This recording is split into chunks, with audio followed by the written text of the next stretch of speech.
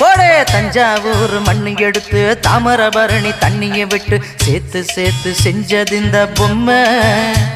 இது பொம்மை இல்ல உண்மை. எத்தனையோ பொம்மை செஞ்சேன் கண்ணம்மா,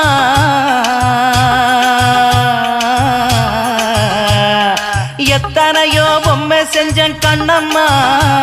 அடி அத்தனையும் ஒன்ன போல மின்னுமா, பதில் சொல்லம்மா.